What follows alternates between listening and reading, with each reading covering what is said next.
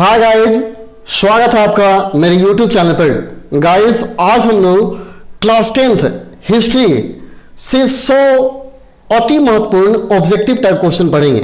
ये सारे क्वेश्चन इतने महत्वपूर्ण हैं कि आपके बोर्ड एग्जाम के लिए ही नहीं बल्कि आपके संपूर्ण जीवन के लिए उपयोगी होंगे।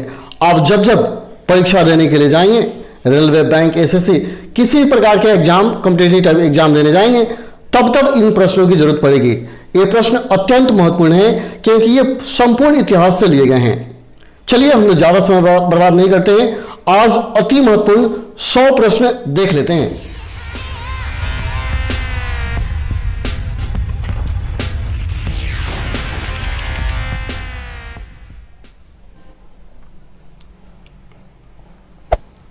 सबसे पहला प्रश्न है, चरक और नागार्जुन किसके दरबार की शोभा थे? चरक और नागार्जुन किसके दरबार की शोभा थे? आपका ऑप्शन है ए कनिष्क, बी चंद्रगुप्त मौर्य, सी अशोक और डी समुद्रगुप्त। फिर से क्वेश्चन सुनिए, चरक और नागार्जुन किसके दरबार की शोभा थे? कनिष्क, चंद्रगुप्त मौर्य, अशोक, समुद्रगुप्त। तो आपका आंसर हो जाएगा Chandragupta Maurya, option number B. अगला क्वेश्चन है, टीपू सुल्तान ने अंग्रेजों के साथ युद्ध करते हुए कब वीर गति प्राप्त की थी? टीपू सुल्तान ने अंग्रेजों के साथ युद्ध करते हुए कब वीर गति प्राप्त की थी? ऑप्शन ए 1857 ईस्वी, 1793 ईस्वी, 1799 ईस्वी या 1769 ईस्वी। तो आपका आंसर हो जाएगा 1799 ईस्वी, ऑप्शन नंबर सी। अगला क्वेश्चन है, बुद्ध में वैराग्य भावना किन 4 दृश्यों के कारण बलवती हुई? यानी आपको बताना है कि बुद्ध में वैराग्य भावना किसके कारण उत्पन्न हुई थी?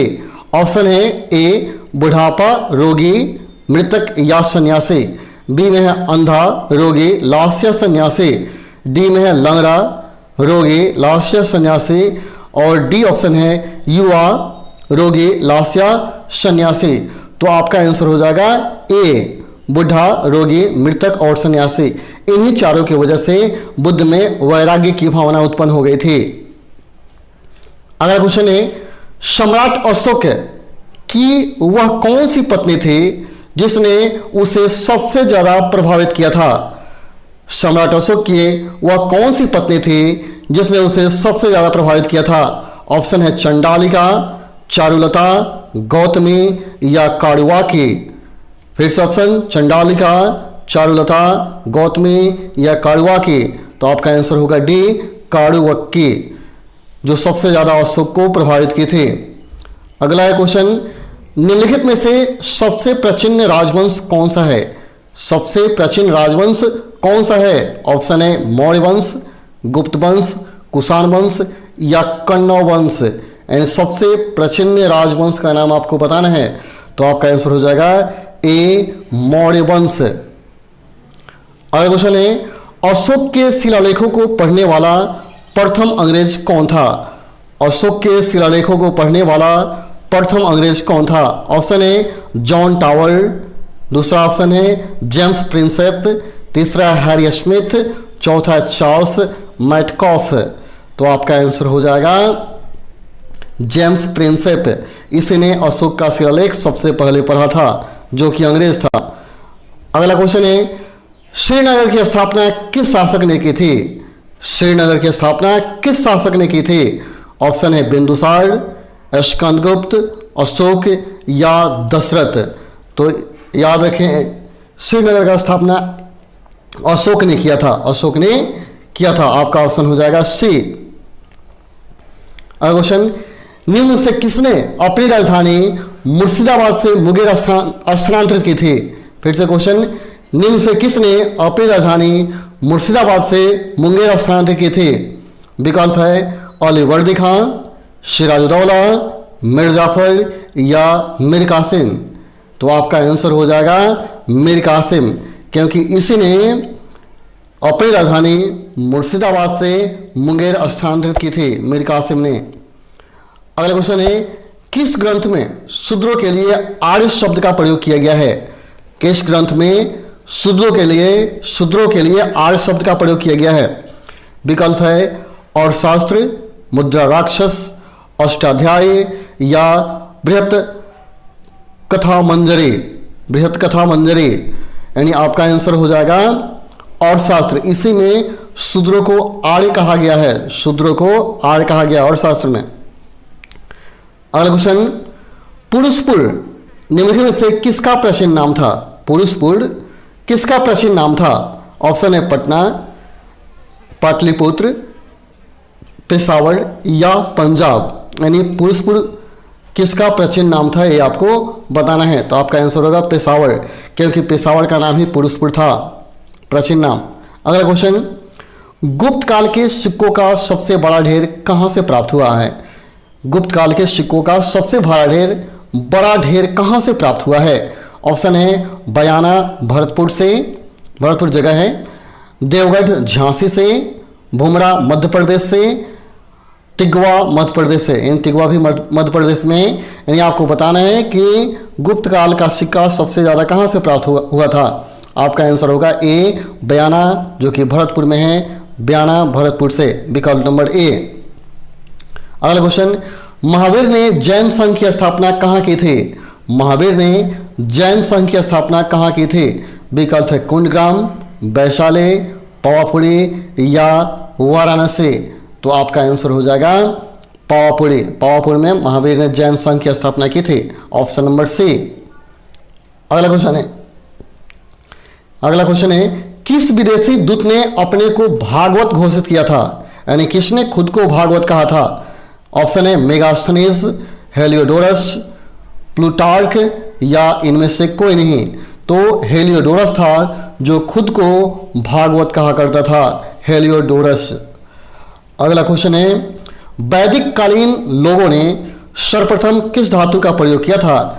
वैदिक कालीन लोगों ने सर्वप्रथम किस धातु का प्रयोग किया था? ऑप्शन है लोहा, कांसा, तांबा या सोना। तो आपका आंसर होगा तांबा, क्योंकि वैदिक कालीन लोगों ने तांबा का ही सबसे पहले प्रयोग किया था। अगला क्वेश्चन है हल संबंधी अनुष्ठान का पहला व्याख्यात्मक वर्णन कहाँ से मिलता है? हल संबंधी अनुष्ठान का पहला व्याख्यात्मक वर्णन कहाँ से मिलता है? ऑप्शन है गोपथ ब्राह्मण से, शतपथ ब्राह्मण से, ऐत्रेय ब्राह्मण से या पंचविश ब्राह्मण से। तो याद रहे कि हल संबंधी अनुष्ठान का व्याख्यान शतपथ ब्राह्मण से मिलता है, ऑप्शन बी होगा आपका सही।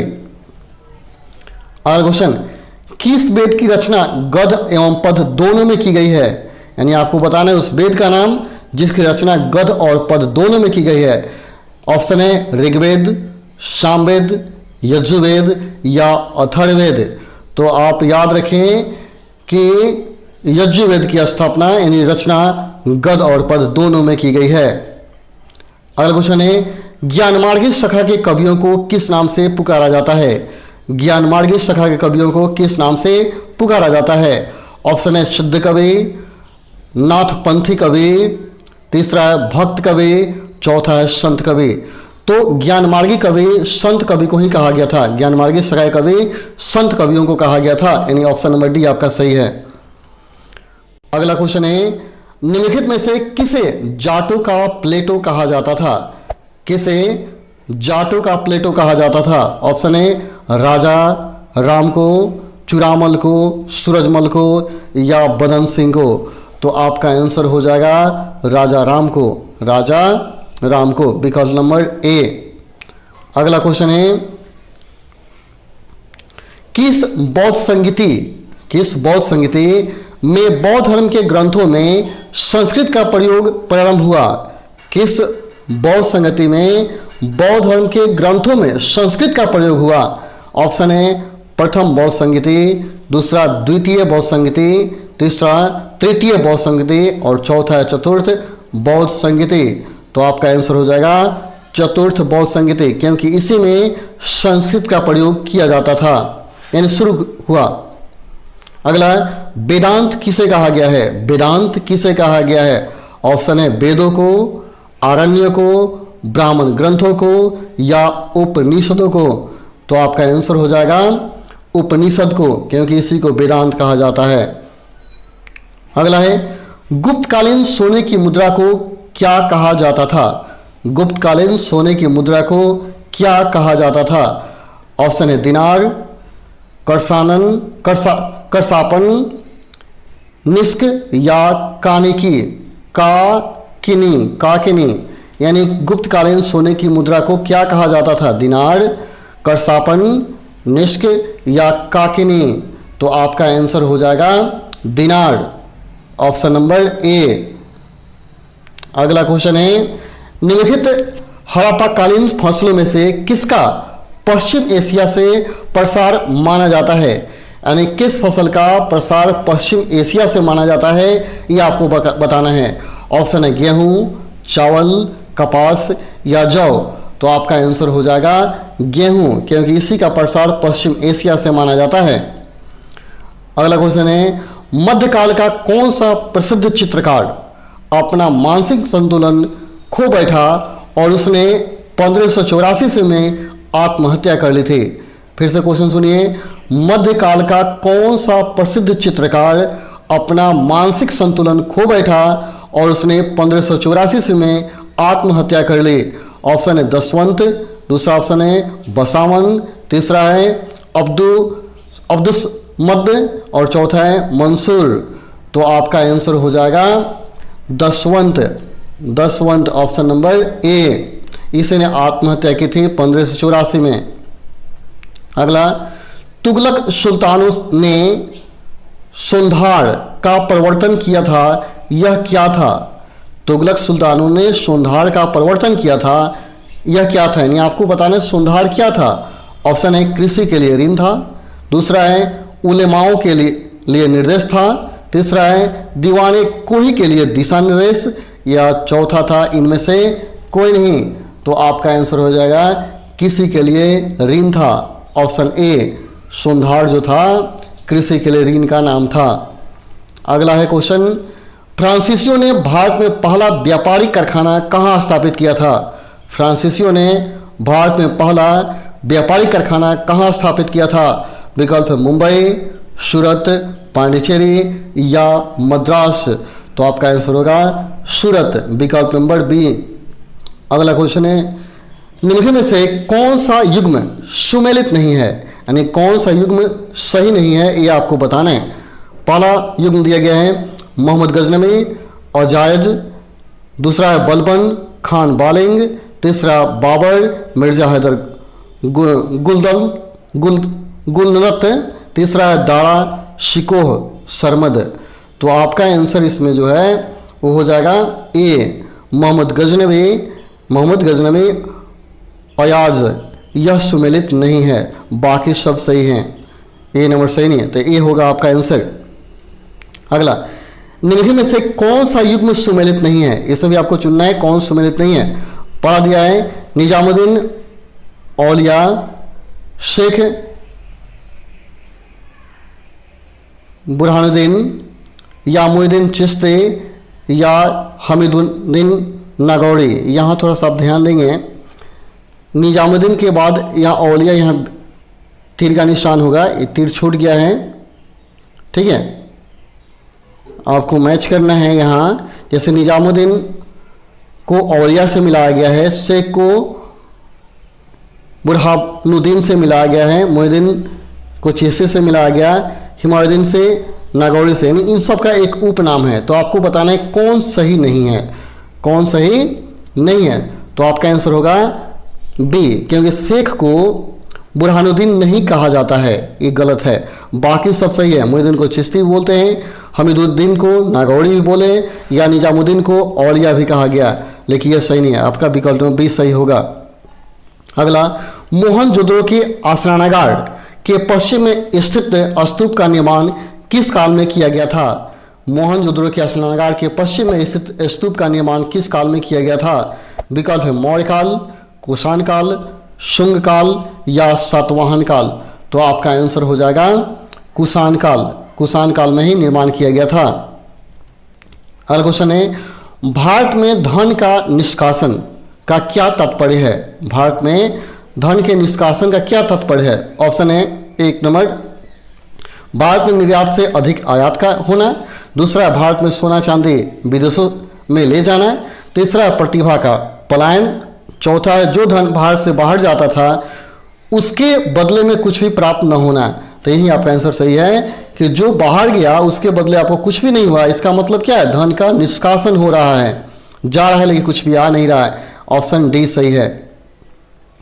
30 नंबर क्वेश्चन है, सिंध का बाग या मृतकों का टीला हड़प्पा सभ्यता के किस पुरा स्थल को कहा गया है? यानी मृतकों का टीला, ये तो काफी प्रसिद्ध है, आपको याद होगा। या इसी को सिंध का बाग कहा जाता है। किसको? विकल्प हड़प्पा, दूसरा है कालीबंगा, मोहनजोदड़ो या लोथल। तो आपका आंसर हो जाएगा मोहनजोदड़ो। मोहनजोदड़ो को ही मृतकों का टीला कहा जाता है, इसको याद रखेंगे।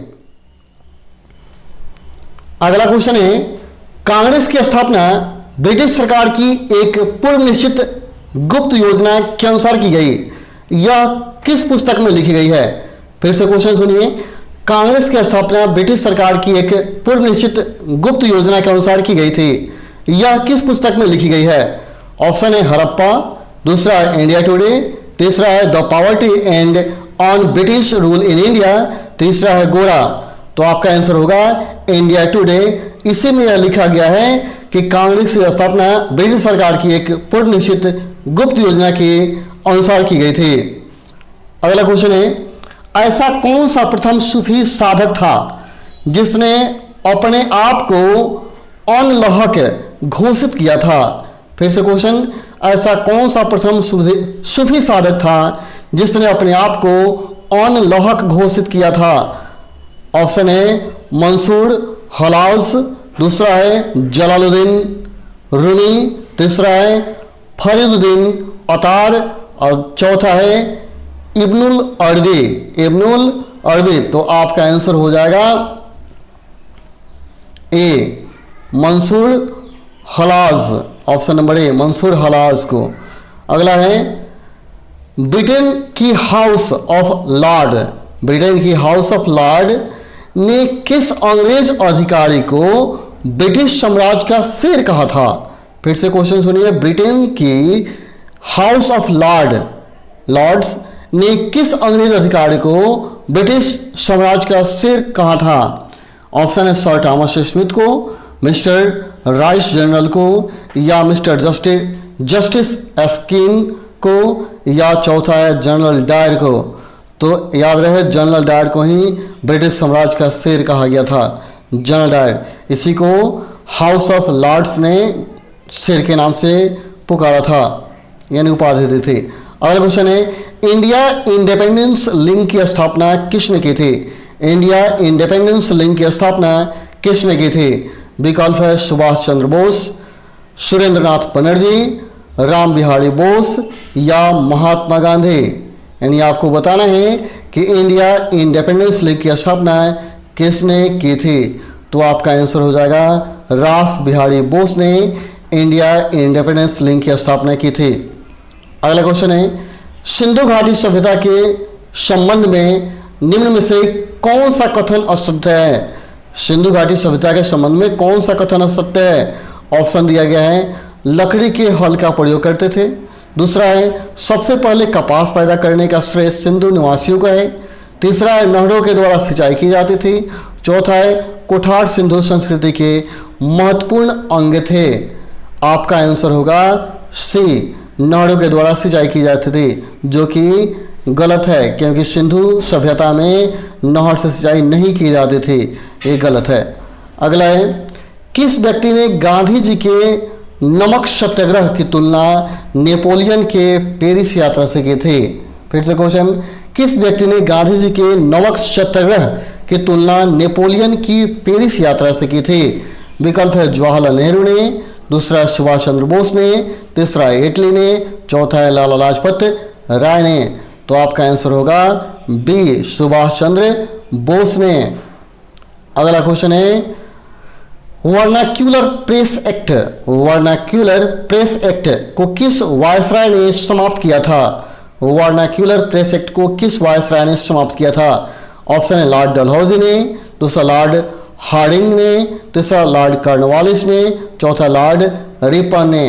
तो आपका आंसर होगा लॉर्ड रिपन ने यानी विकल्प नंबर डी आपका सही है। अगला है हिंदुस्तान तलवार के जोर पर जीता गया था। हिंदुस्तान तलवार के जोर पर जीता गया था, यह कथन किसका है? विकल्प है लॉर्ड ऑकलैंड, दूसरा है लॉर्ड एल्गिन द्वितीय, तीसरा लॉर्ड कर्जन, चौथा है लॉर्ड डलहौजी। आंसर होगा लॉर्ड एल्गिन द्वितीय ने। इसने कहा था कि हिंदुस्तान तलवार के जोर पर जीता गया था, लॉर्ड एल्गिन द्वितीय ने। अगला क्वेश्चन है विष्णु के 10 अवतारों की जानकारी का स्रोत निम्न में से किस पुराण में है? यानी विष्णु के 10 अवतार की जानकारी किस पुराण में है? विकल्प है भागवत पुराण, दूसरा मत्स्य पुराण, तीसरा विष्णु पुराण और चौथा मार्कंडेय पुराण। तो आपका आंसर हो जाएगा मत्स्य पुराण। इसी में विष्णु के 200 अवतार की चर्चा की गई है मत्स्य पुराण में। अगला क्वेश्चन है किस विदेशी यात्री ने कृष्ण को हेराक्लीज कहा? किस विदेशी यात्री ने कृष्ण को हेराक्लीज कहा? ऑप्शन है फाहियान, दूसरा हेमसांग, तीसरा मेगास्थनीज, तीसरा हेलियोओक्लीज। किसने कृष्ण को हेराक्लीज कहा था? तो आपका आंसर हो जाएगा मेगास्थनीज ने। आंसर नंबर सी, विकल्प नंबर सी आपका होगा। अगला क्वेश्चन है आगरा तथा फतेहपुर सिकरी दोनों ही लंदन से बड़े हैं, यह कथन किसका है? फिर से क्वेश्चन, आगरा तथा फतेहपुर सिकरी दोनों ही लंदन से बड़े हैं, यह कथन किसका है? विकल्प है बर्नियर का, दूसरा है रॉल्फ फिंच का, तीसरा हॉकिंस का और चौथा थॉमस का। किसका है?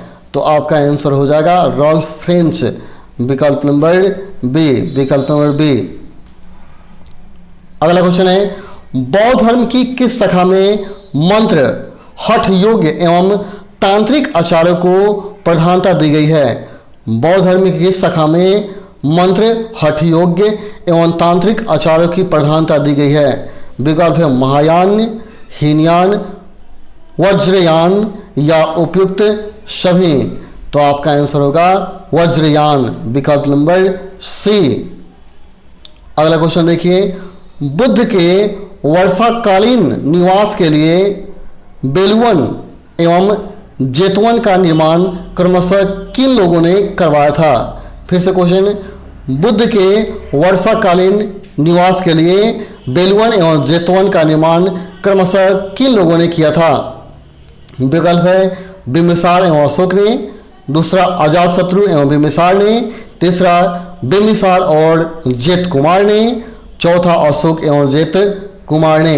तो आपका आंसर हो जाएगा बिम्बिसार और जेत कुमार ने, ऑप्शन नंबर सी। ध्यान से देखिए और इन सब को नोटबुक में लिखते जाइए क्योंकि काफ़ी इंपॉर्टेंट क्वेश्चंस हैं। अगला है सर्वप्रथम किस उपनिषद में देवकी पुत्र एवं अंगिरा के शिष्य के रूप में कृष्ण का उल्लेख मिलता है? फिर से क्वेश्चन, सर्वप्रथम किस उपनिषद में देवकी पुत्र एवं अंगिरा के शिष्य के रूप में कृष्ण का उल्लेख मिलता है? ऑप्शन नंबर ए है बृहदारण्य कोपनिषद, दूसरा है कठोपनिषद, तीसरा है छंदोग्य उपनिषद और चौथा है तैत्तिरीयोपनिषद। तो आपका आंसर हो जाएगा सी, छंदोग्य उपनिषद। ऑप्शन नंबर सी सही है। इसी में देवकी पुत्र एवं अंगिरा के शिष्य के रूप में कृष्ण का उल्लेख किया गया है। अगला क्वेश्चन है चंद्रगुप्त द्वितीय ने कब विक्रमादित्य की उपाधि धारण की थी? चंद्रगुप्त द्वितीय ने कब विक्रमादित्य की उपाधि धारण की थी? ऑप्शन है शकों का उन्मूलन करने के बाद, दूसरा है गुप्त सिंहासन पर बैठने के बाद, तीसरा है चांदी के सिक्कों को जारी करने के बाद या चौथा इनमें से कोई नहीं। तो आपका आंसर होगा विकल्प नंबर ए, शकों का उन्मूलन करने के बाद उसने विक्रमादित्य की उपाधि धारण कर ली थी चंद्रगुप्त द्वितीय ने। अगला बौद्ध धर्म ग्रहण करने वाली महिला कौन थी? बौद्ध धर्म ग्रहण करने वाली महिला कौन थे? ऑप्शन ए महामाया, दूसरा यशोधरा, तीसरा बिंबा और चौथा गौतमी। तो आपका आंसर होगा गौतमी, क्योंकि इन्होंने ही बौद्ध धर्म अपना लिया था। अगला क्वेश्चन है 47, बुद्ध के अष्टांगिन मार्ग के बारे में प्रथम जानकारी कहाँ से मिलती है? फिर से, बुद्ध के अष्टांगिक मार्ग के बारे में प्रथम जानकारी कहाँ से मिलती है? विकल्प दिया है छांदोग्य उपनिषद, दूसरा है तैत्तिरीयोपनिषद, तीसरा है केनन उपनिषद और चौथा है कठोपनिषद। तो आपका आंसर हो जाएगा छांदोग्य उपनिषद, विकल्प नंबर ए। अगला क्वेश्चन है प्रसिद्ध विजय विट्ठल मंदिर जिसके 56 तक्षित स्तंभ संगीतमय स्वर निकालते हैं, कहाँ अवस्थित है? फिर से क्वेश्चन, प्रसिद्ध विजय विट्ठल मंदिर जिसके 56 तक्षित स्तंभ संगीतमय स्वर निकालते हैं, कहाँ अवस्थित है? ऑप्शन ए वेलोर, दूसरा कांची, तीसरा हम्पी और चौथा है श्रीरंगम। तो आपका आंसर हो जाएगा श्री हम्पी, यह हम्पी में मंदिर है। अगला क्वेश्चन है मौर्यकालीन भारत में भूमि कर जो कि राज्य की आय का मुख्य स्रोत था, किस अधिकारी द्वारा एकत्रित किया जाता था? फिर से, मौर्यकालीन भारत में भूमि कर जो कि राज्य की आय का मुख्य स्रोत था, किस अधिकारी द्वारा एकत्रित किया जाता था? विकल्प ए दिया है अग्रनोमाई, दूसरा है चिताध्यक्ष, तीसरा है शुल्काध्यक्ष और चौथा अक्राध्यक्ष। यानी किन के द्वारा? तो आपका आंसर हो जाएगा शीताध्यक्ष के द्वारा, यानी विकल्प नंबर बी सही है। अगला, अष्टदिग्गज निम्न में से किस राज्य से संबंधित थे? अष्टदिग्गज किस राज्य से संबंधित थे? ऑप्शन है शिवाजी, दूसरा है राजेंद्र प्रथम, तीसरा कृष्णदेवराय, चौथा यशोवर्मन। तो आपका आंसर होगा कृष्णदेव राय से संबंधित है। अगला है जैन साहित्य को निम्न में से इस नाम से भी जाना जाता है, यानी बताना है कि जैन साहित्य को और किस नाम से भी जाना जाता है। ऑप्शन है आगम, दूसरा निगम, तीसरा ग्रंथ, चौथा बखाड़। तो आपका आंसर हो जाएगा आगम, ऑप्शन नंबर ए आगम। अगला क्वेश्चन है 19वीं सदी के महानतम पारसी समाज सुधारक कौन थे? 19वीं सदी के महानतम पारसी समाज सुधारक कौन थे? ऑप्शन है जमशेद जी, दूसरा है रुस्तम बहराम जी, तीसरा नवल जी टाटा, चौथा बहराम जी एवं मलबारी ने। कौन थे? तो आपका आंसर हो जाएगा बहराम जी, यानी option number D Behram ji M Malabari. अगला क्वेश्चन है भारत में प्रथम 3 विश्वविद्यालय कलकत्ता, मद्रास तथा मुंबई की स्थापना किस वर्ष की गई थी? यानी आपको बताना है कि इन तीनों विश्वविद्यालयों की स्थापना किस वर्ष हुई थी। तीनों की स्थापना एक ही वर्ष की गई थी, उस वर्ष का चुनाव करना है आपको। ऑप्शन 1857, 1881, 1885 या 1904। तो आपका आंसर होगा ए 1857। अगला क्वेश्चन है महावीर की मृत्यु के बाद जैन संघ का मुखिया किसे बनाया गया था? महावीर की मृत्यु के बाद जैन संघ का मुखिया किसे बनाया गया था? ऑप्शन है जम्बू, दूसरा स्थूलभद्र, तीसरा भद्रबाहु और चौथा है सुधर्मन। तो आपका आंसर होगा सुधर्मन, क्योंकि इन्हीं को जैन धर्म का मुखिया महावीर की मृत्यु के बाद बना दिया गया था। अगला क्वेश्चन है जहांगीर के कहने पर अब्बुल फजल का कत्ल किसने किया था? जहांगीर के कहने पर अब्बुल फजल का कत्ल किसने किया था? विकल्प है हेमू, बैरम खां, सूरजमल, तीसरा है बिरसिंह बुंदेला। तो आपका आंसर हो जाएगा डी बिरसिंह बुंदेला ने। जब इन बिरसिंह बुंदेला को जहांगीर ने कहा तो इन्होंने अब्बुल फजल का कत्ल कर दिया था। अगला क्वेश्चन है जैन धर्म का वास्तविक संस्थापक किसे माना जाता है? जैन धर्म का वास्तविक संस्थापक किसे माना जाता है? ऑप्शन है पार्श्वनाथ, दूसरा है महावीर स्वामी, तीसरा है ऋषभदेव, चौथा है नेमिनाथ। फिर से विकल्प सुनिए, पार्श्वनाथ, महावीर स्वामी, ऋषभदेव या नेमिनाथ। तो आपका आंसर हो जाएगा Mahavir Swami, option number B. अगला क्वेश्चन है, निम्न में से कौन सा शासक पृथ्वीराज चौहान के नाम से प्रसिद्ध है? कौन सा शासक पृथ्वीराज चौहान के नाम से प्रसिद्ध है? ऑप्शन है पृथ्वीराज प्रथम, दूसरा है पृथ्वीराज द्वितीय, तीसरा पृथ्वीराज तृतीय, चौथा उपयुक्त में से सभी। तो आपका आंसर होगा पृथ्वीराज तृतीय। इन्हीं को ही पृथ्वीराज चौहान के नाम से जाना जाता है। अगला है, चित्तौड़ के कृति स्तंभ का निर्माण किसने करवाया था? चित्तौड़ के कृति स्तंभ का निर्माण किसने करवाया था? विकल्प है राणा संगा, दूसरा राणा कुंभा, तीसरा राणा प्रताप, चौथा राणा उदय सिंह। यानी चित्तौड़ के कृति स्तंभ का निर्माण किसने करवाया था, ये आपको बताना है। तो आपका आंसर हो जाएगा बी, राणा कुंभा, राणा कुंभा। अगला क्वेश्चन है, निम्नलिखित युग्मों में से कौन सा सही सुमेलित नहीं है, यानी कौन सा सही नहीं, ये बताना है। ऑप्शन है पहला बाबर खानवा का युद्ध, दूसरा हुमायूं चौसा खानवा का युद्ध, तीसरा अकबर हल्दी घाटी का युद्ध, और चौथा जहांगीर बल्ख का युद्ध, बल्ख का युद्ध। तो आपका आंसर होगा चौथा, ये सही नहीं है, ये युग्म जो है सही नहीं है, क्योंकि बाबर खानवा का युद्ध लड़ा था, हुमायूं भी चौसा खानवा का युद्ध लड़ा था, अकबर भी हल्दी घाटी का युद्ध लड़ा था, लेकिन जो जहांगीर था बल्ख का युद्ध नहीं लड़ा था, ये गलत है। अगला क्वेश्चन है, निम्नलिखित संगठनों में से किसने शुद्धि आंदोलन का समर्थन किया था? आपको बताना था कि किसने शुद्धि आंदोलन का समर्थन किया था। ऑप्शन है आर्य समाज, दूसरा देव समाज, तीसरा ब्रह्म समाज, और चौथा प्रार्थना समाज। तो आपका आंसर हो जाएगा ए, आर्य समाज ने शुद्धि आंदोलन का समर्थन किया था। अगला क्वेश्चन है, इंडिया डिवाइडेड नाम की पुस्तक के लेखक कौन थे? इंडिया डिवाइडेड नाम की पुस्तक के लेखक कौन थे? विकल्प है डॉक्टर राजेंद्र प्रसाद, दूसरा देव समाज, तीसरा नरेंद्र देव, चौथा अरुणा आसफी अली, अरुणा आसफी अली। तो आपका आंसर होगा देव समाज, ऑप्शन नंबर बी। अगला क्वेश्चन देखिए, महात्मा गांधी के प्रिय भजन वैष्णव जन तो तीनों कहिए, वैष्णव जन तो तीनों कहिए के रचयिता कौन थे?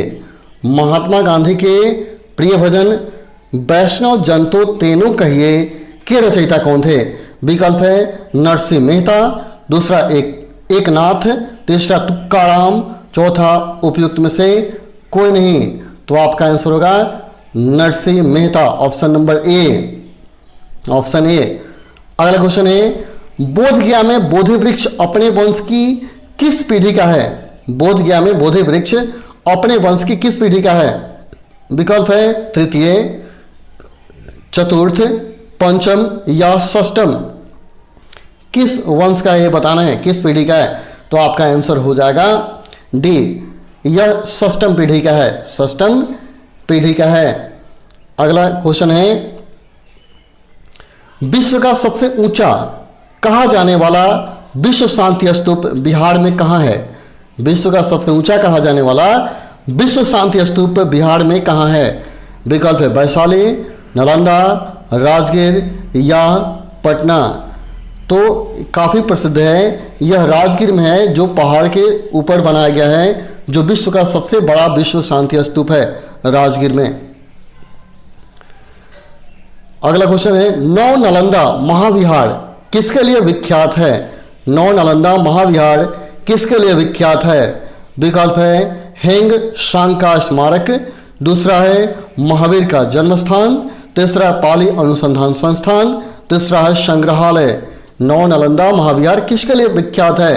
तो आपका आंसर होगा कि नौ नालंदा महाविहार हेनसांग के स्मारक के लिए विख्यात है, ऑप्शन नंबर ए सही है।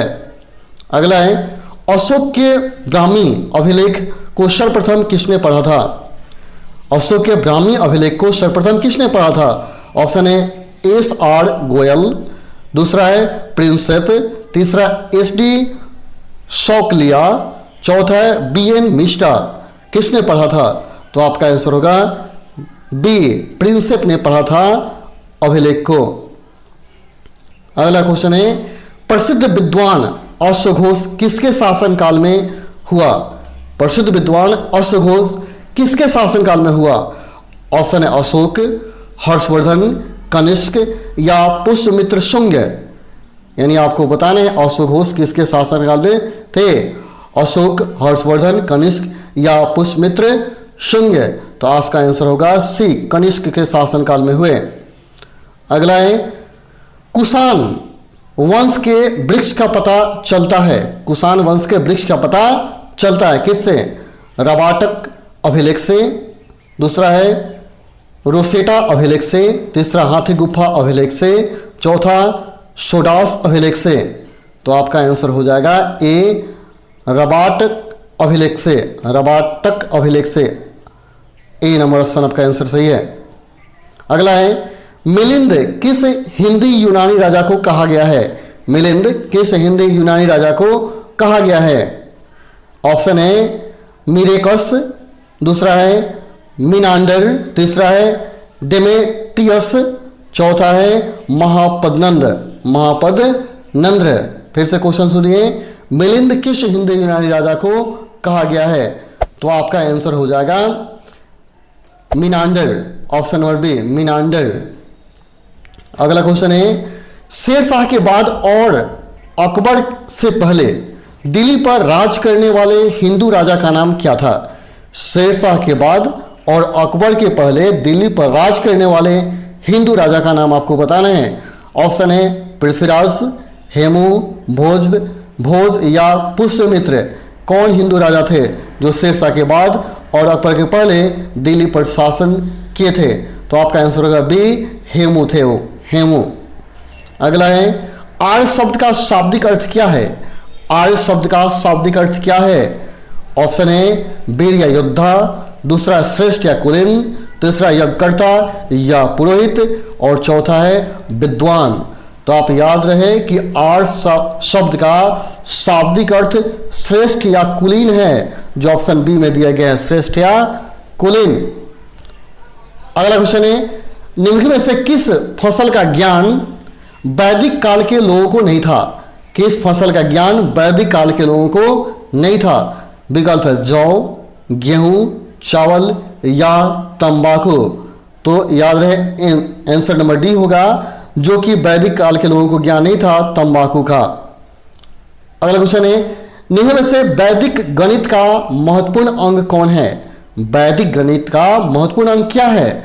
विकल्प है शतपथ ब्राह्मण, दूसरा अथर्ववेद, तीसरा शुल्ब सूत्र, चौथा छांदोग्य उपनिषद। उपनिषद क्या होगा? तो आपका आंसर हो जाएगा सी, शुल्ब सूत्र, जो कि गणित का महत्वपूर्ण अंग है, वैदिक गणित का अंग है शुल्ब सूत्र। अगला है, किस वेद में प्राचीन वैदिक युग की संस्कृति के बारे में सूचना दी गई है? किस वेद में प्राचीन वैदिक युग की संस्कृति के बारे में सूचना दी गई है?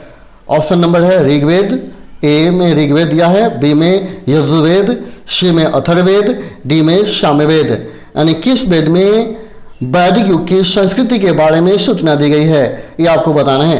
तो आंसर होगा ए, ऋग्वेद, क्योंकि इसी में इसके बारे में सूचना दी गई है। अगला क्वेश्चन है, वेदों की संख्या कितनी है? वेदों की संख्या कितनी है? 2, 3, 4 या 8? वेदों की संख्या कितनी है?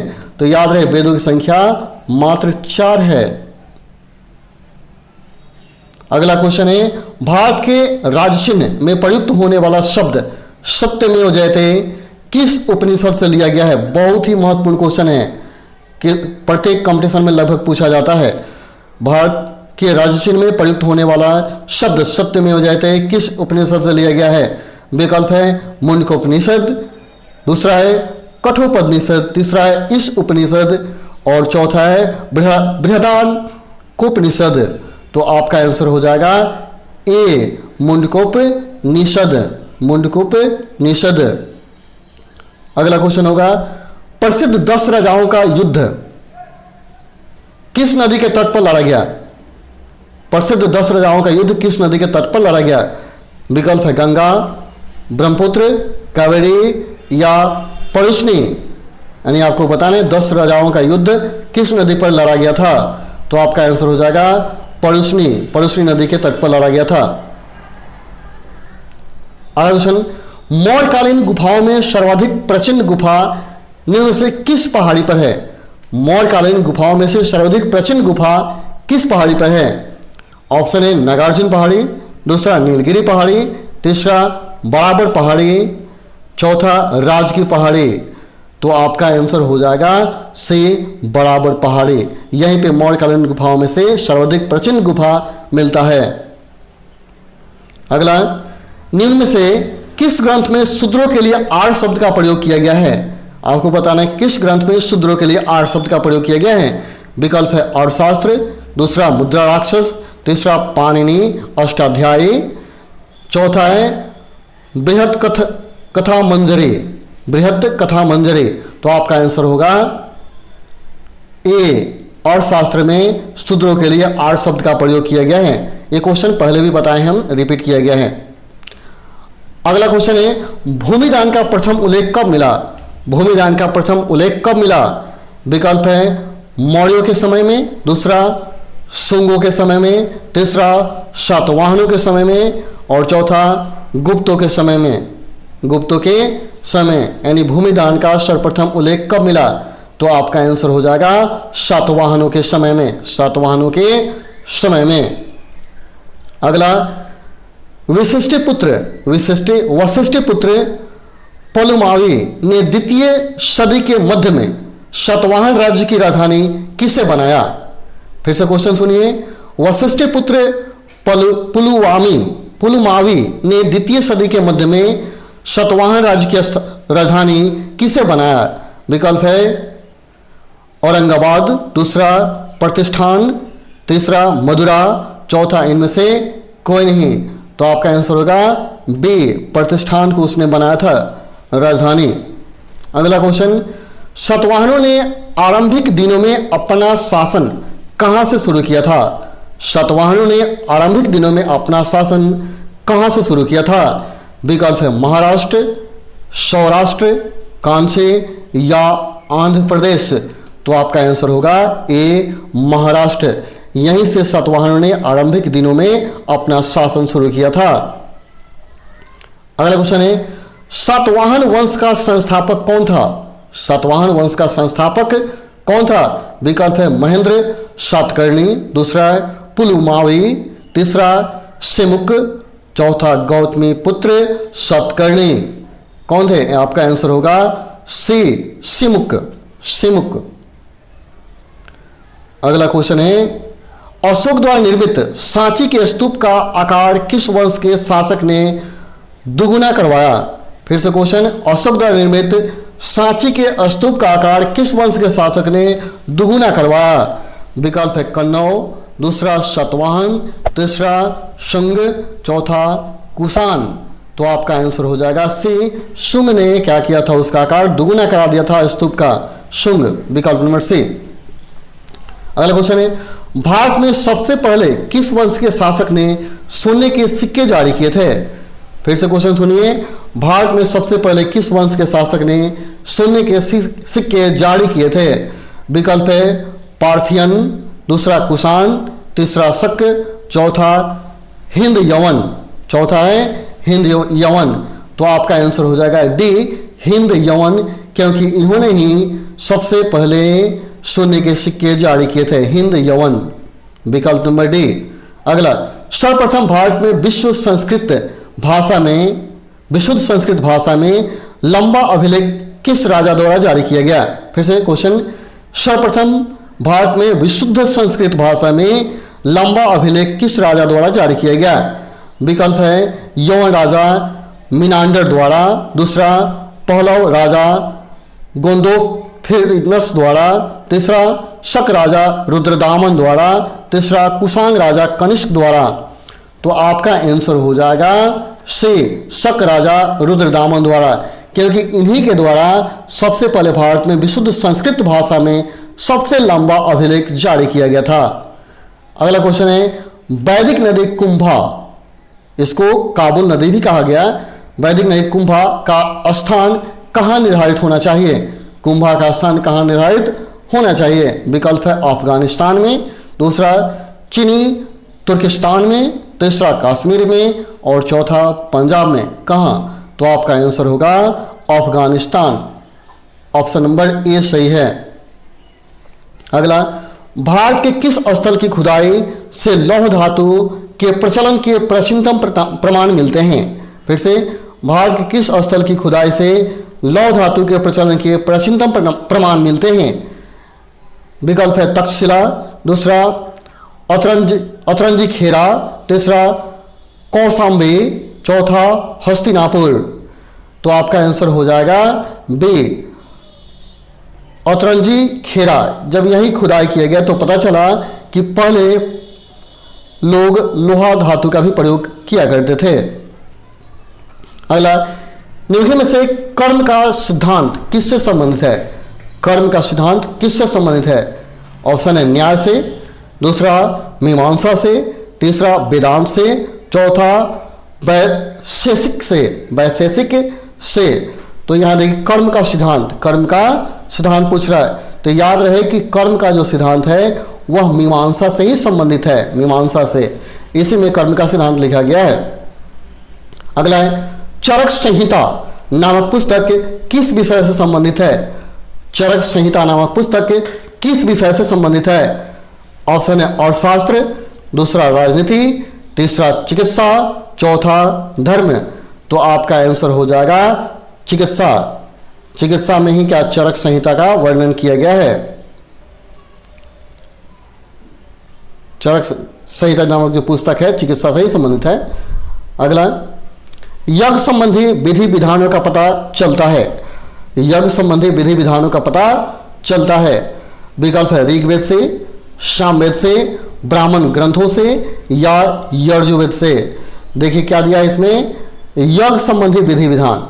याद रहे यज्ञ संबंधी जो विधि विधान है यजुर्वेद से मिलता है। विकल्प नंबर डी आपका सही है। अगला है, वैदिक युग में प्रचलित लोकप्रिय शासन प्रणाली क्या थे? वैदिक युग में प्रचलित लोकप्रिय शासन प्रणाली क्या थे?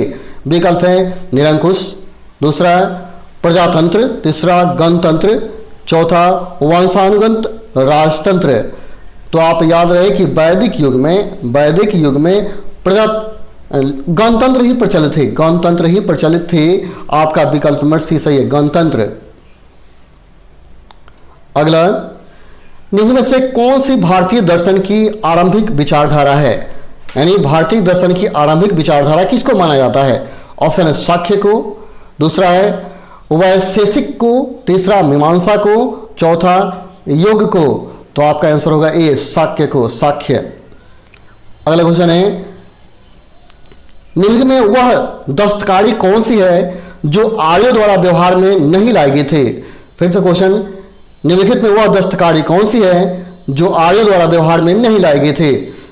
विकल्प है मृद भांड या पॉटरी इसको बोलते हैं, दूसरा है आभूषण, तीसरा बढ़ईगिरी यानी कास्ट कारिता जो लकड़ी के काम करते हैं, तीसरा लुहारगिरी लोहार के सामान जो बनाते हैं। यानी कौन सा व्यवहार में नहीं लाया गया था ये आपको बताना है। तो आपका आंसर हो जाएगा लुहारगिरी, यानी लोहा के जो सामान बनाते हैं यह व्यवहार में नहीं लाया गया था, लुहारगिरी। अगला क्वेश्चन है, किस वेद में जादुई माया और वशीकरण का वर्णन है? काफी इंपॉर्टेंट क्वेश्चन है।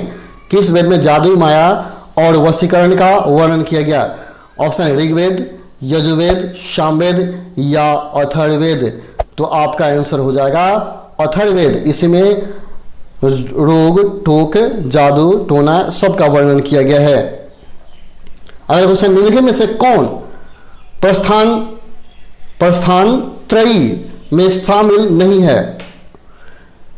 निम्नलिखित में कौन प्रस्थान त्रयी में शामिल नहीं है? विकल्प है भागवत, दूसरा भागवत गीता, तीसरा ब्रह्मसूत्र, चौथा उपनिषद।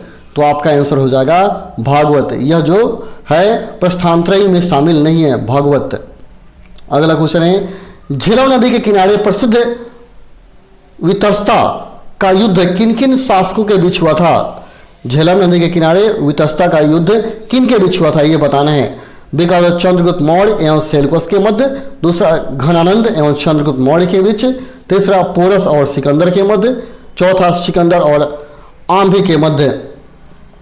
तो आपका आंसर हो जाएगा सी, पोरस और सिकंदर के मध्य हुआ था, पोरस और सिकंदर के मध्य। अगला है, मेहरौली का स्तंभ लेख किस शासक से संबंधित है? मेहरौली का स्तंभ लेख किस शासक से संबंधित है? विकल्प है चंद्रगुप्त द्वितीय, दूसरा चंद्रगुप्त मौर्य, तीसरा अशोक और चौथा समुद्रगुप्त। देख लीजिए, मेहरौली का स्तंभ लेख दिया है, मेहरौली का स्तंभ लेख, यह जो है चंद्रगुप्त द्वितीय से संबंधित है। विकल्प में ये सही है। अगला क्वेश्चन है, गुप्त काल के किस शासक को कविराज कहा गया है? गुप्त काल के किस शासक को कविराज कहा गया है? ऑप्शन है श्रीगुप्त, दूसरा चंद्रगुप्त मौर्य, तीसरा स्कंदगुप्त, चौथा समुद्रगुप्त। किसको कहा गया कविराज? तो आंसर होगा डी, समुद्रगुप्त को कविराज कहा गया है, समुद्रगुप्त को, यानी ऑप्शन नंबर डी सही है, समुद्रगुप्त। अगला क्वेश्चन है, चंद्रगुप्त द्वितीय ने कब विक्रमादित्य की उपाधि धारण की थी?